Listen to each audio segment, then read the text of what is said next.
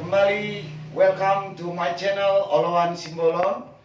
Pada kesempatan ini kita akan mempelajari jenis-jenis teks di dalam bahasa Inggris. Mari kita melihat kind of text in English. Ada short functional text. Kita bisa melihat dari 1 sampai 9 ada notice, announcement, memo, advertisement, dan selanjutnya. Ada lagi, you can see another kinds of text seperti descriptive text, recount text, dan seterusnya. Salah satu dari sini kita akan pelajari pada satu video berikutnya. Kita akan fokus mengenai description, social function, generic structure, and language features. So let's see this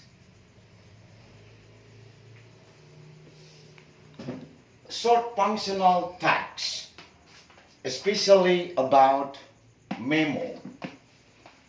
In the memo short functional text, we can see first the meaning. The meaning of short functional text memo is about memorandum. Memorandum means to be remembered, untuk diingat. Kadang-kadang kita sebut notice. Memo ini kita sebut note, semacam catatan singkat. And then kinds of memo, ada dua jenis memo. Pertama, informal memo, and then formal memo. Informal memo ini bersifat pribadi, informal, antara ibu ke anak, ayah ke anak, atau anak ke ibu. And then let's see generic structure. Especially in the formal memo, we can see the structure very strictly. Dan biasanya sudah baku. Di dalam memo, generic structure ini sudah baku. Pertama, dia akan terdiri dari heading. This is heading. And then content, closing. Heading itu kepalanya, kayak kok. Content itu isi, pesannya. Lalu closing hanya penutup, nama orang yang mengirimkan memo itu. And then next, let's see the example. For example, this is informal memo. My dear Tommy, after having lunch, do your homework and take a bath. Don't forget, put the key under the pot before going to your music course. Your money. Nah, ini contoh informal memo. Artinya kenapa informal? Antara ibunya, mom, kepada anaknya, si Tommy. Itu tidak terlalu kaku. Bahasanya juga sering tidak baku. So next, let's see the formal memo example. Nah, kita bisa melihat, you can see heading, the generic structure, to, from, date, subject. Ini headingnya. To all employees, from Andika manager. Date December 6, 2018. Subject company's anniversary. This is the part of heading in the memo. Ini udah baku, standar ini baku.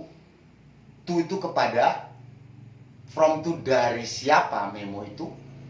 Date berarti tanggal membuatkan memonya. Subjek perihal kalau dalam bahasa Indonesia. Perihalnya apa di sini? What do you see that? Company's anniversary. Perihal ulang tahun perusahaan. Let's see the generic structure. Content. From next up to on time. This is the content of the memo.